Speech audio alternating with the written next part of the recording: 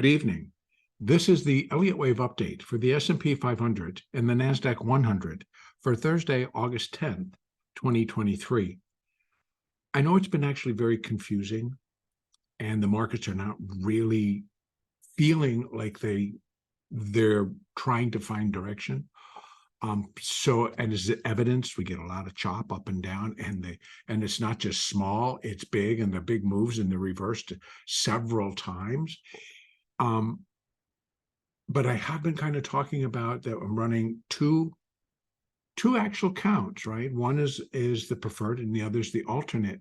And right now, what I want to show today is the preferred count in the S&P and the alternate in the NASDAQ. Both are interchangeable, actually. So this is how this is all progressing, and yet can turn into either one. Now, I'm going to start here with the S&P. So again, this remains my preferred count. And within that, I still believe under the preferred count that the primary B wave completed at the July 27th high at 4634.50. And from that time, we have been working our way through a complicated, but still within reason, a first 5 waves down off of that high to, one, give us some confirmation that indeed a primary C wave down has begun, and we're looking to count actually the first 5 waves down, and it's going to be pretty iffy, but it may be what it is. So within that, if I'm counting the first 5, I'm doing it on a minute degree. So I'm looking for minute 1, 2, 3, 4, and then 5. So here's what I've done. This actually includes today that we were working a very strange pattern down here. I was believing that it was still within that 4th wave, but wasn't quite sure exactly where one was going to finish. Now, the market actually did kind of hopefully clear that up as follows, that we come down 1, 2, 3, and then we get an ABC, that's A, then another ABC, which is B, and then another ABC for C, D, and then a big one for E. It spikes above and then rejects and goes the length of the triangle. So it was a perfect ending to a triangle. And the more I look at it, it's like, wow, as I was trading, and I was trading in the NASDAQ, but it did the same type of a move. You're just kind of thinking, wow, that's really, they're just going to tear it down. And that actually, folks, it did make day trading, and even if you were swing trading intraday, much, much easier. Recognizing the pattern and seeing all the levels that it was breaking. It was a very profitable day for short-term traders, hopefully for everybody, but can't speak for everybody. In any case, I think we may have, at least here in the S&P, completed the minute 4, and we've begun to come down in a minute wave 5. And if I kind of, open this up this way, we can see that it's basically just 1. So 1 of 5, 2 of 5, and here we sit, we're up a little bit, no big deal. We're just kind of hovering, waiting. Now, here was the deal. This was the CPI. Took it right up to that high. But I got to tell you, right from that high, sellers, boom, sellers, all the way until 2 o'clock. Then the buyers showed back up and et cetera, et cetera. But then into the close, sell it again. So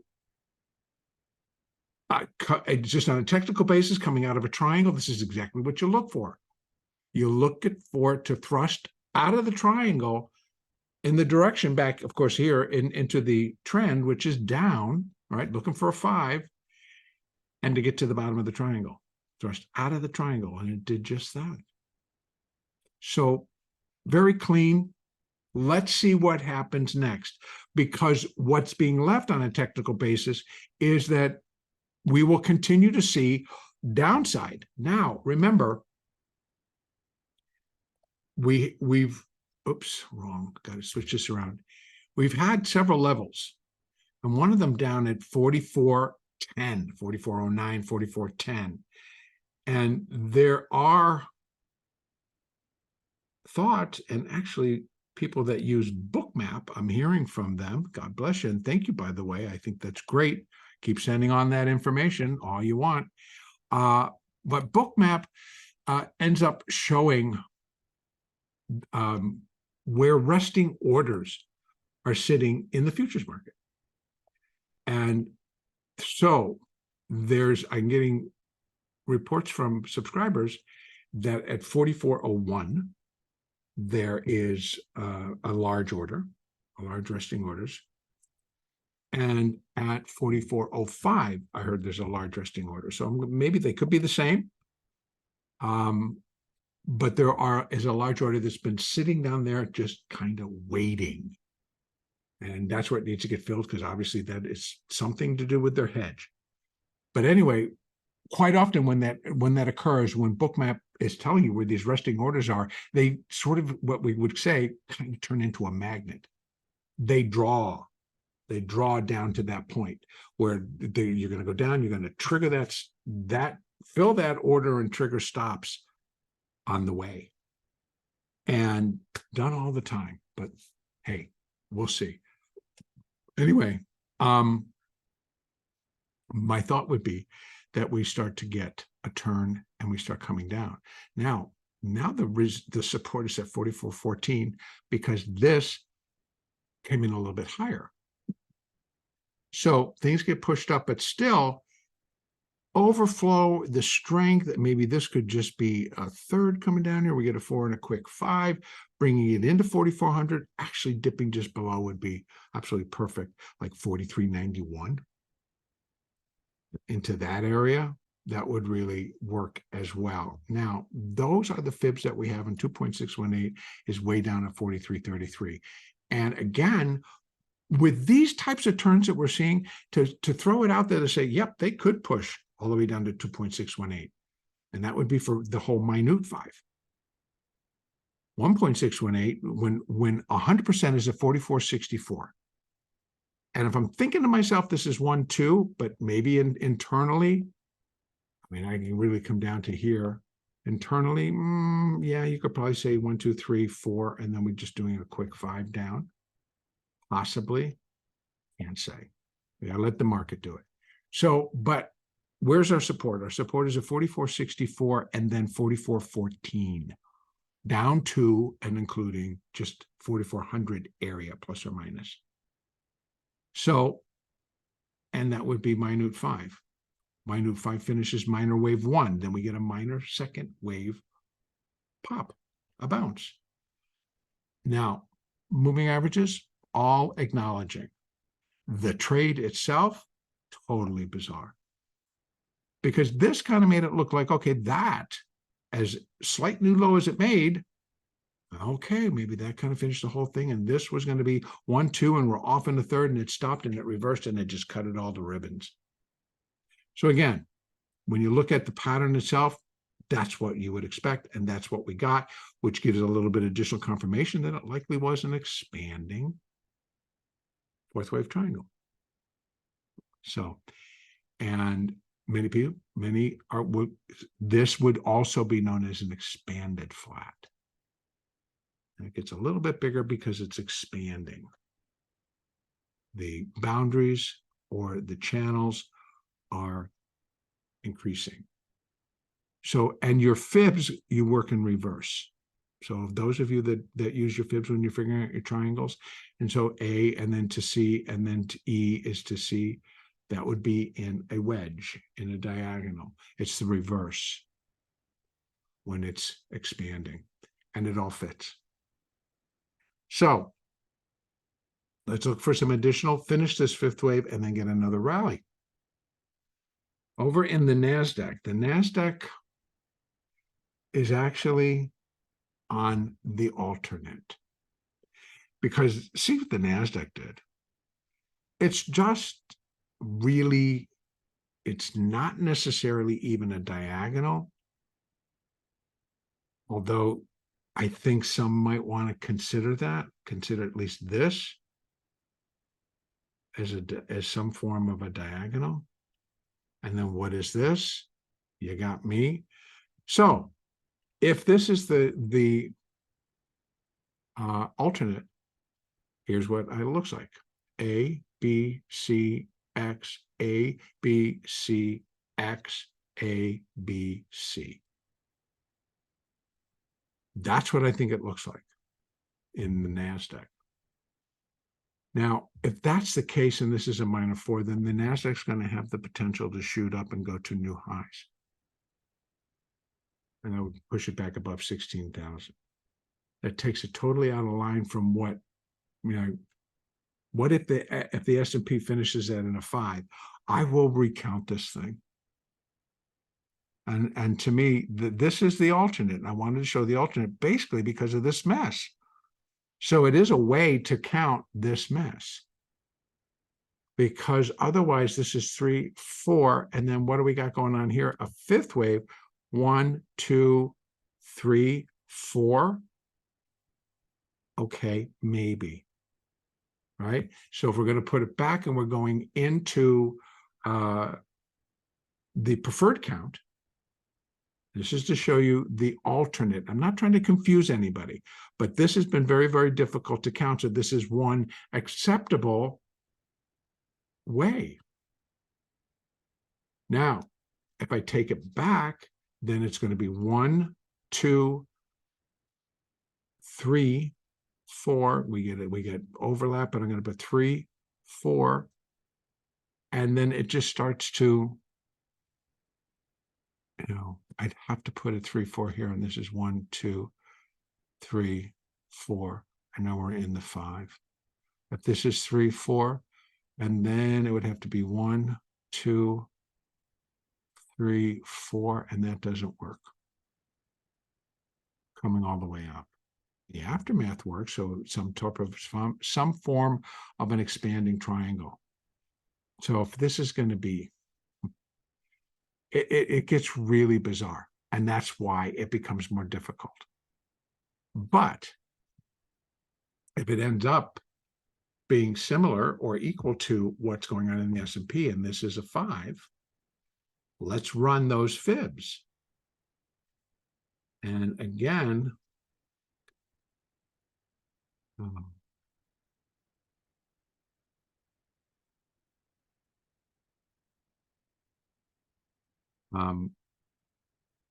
again, I had to be careful what I was closing, sorry. We're going to connect the 4. So leaving, and let me just clean this up. I know I keep talking about changing it and then I don't do it. My apologies.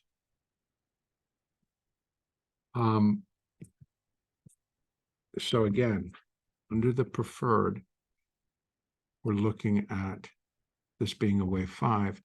And the first step would be 0.618 is 15,084. Now, I have to be honest, it has to be able to form that 5, right? This has to be 5. Let me take it back down real quick. Let's take a peek at the 15 minutes, see what it looks like. It pretty much was all one big, like, get out of the pool, slam dunk down.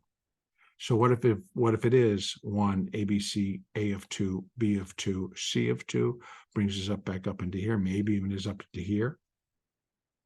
And then we come hard down in a third. So with 0.618, because it has to be 5 waves.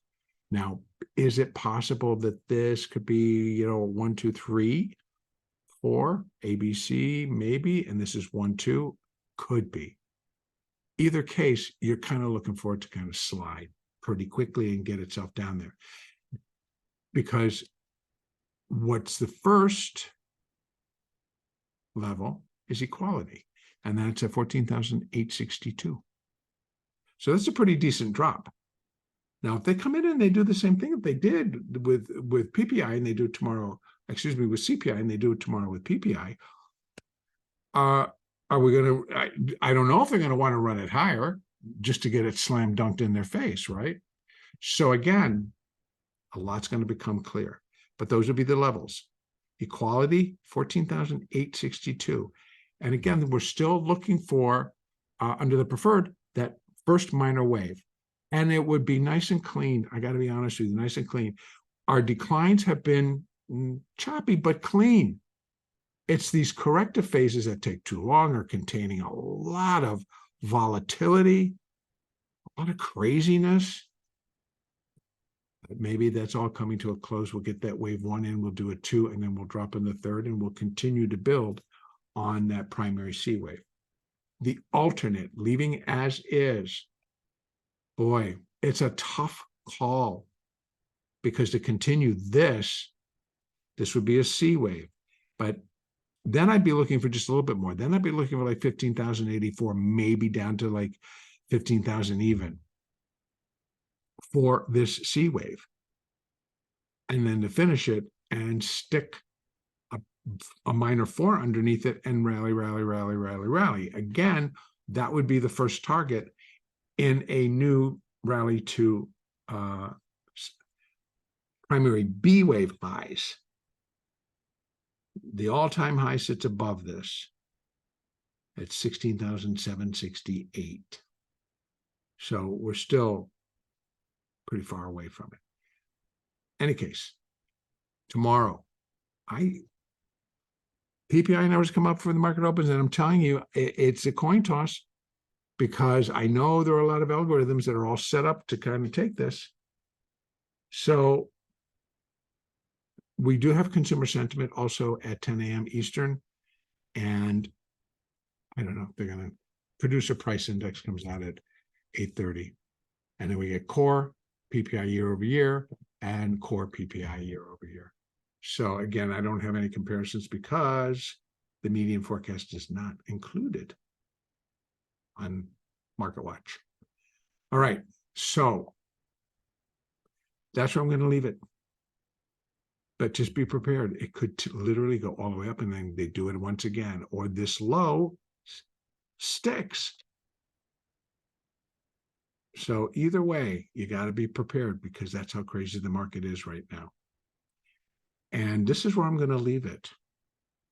Tomorrow is also an expiration, and I think it will be just a week as a weekly expiration and a Friday expiration. It could be pretty hectic. The ranges have been pretty wide during this up and down period as we build to tomorrow. Then right here we have 15,442, and then down at the bottom we have 15,133, and here we have 146. So big ranges leading into Friday.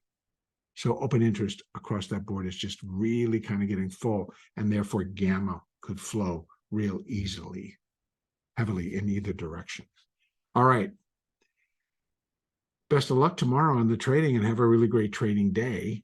And the next Elliott Wave update will be on Sunday, the 13th.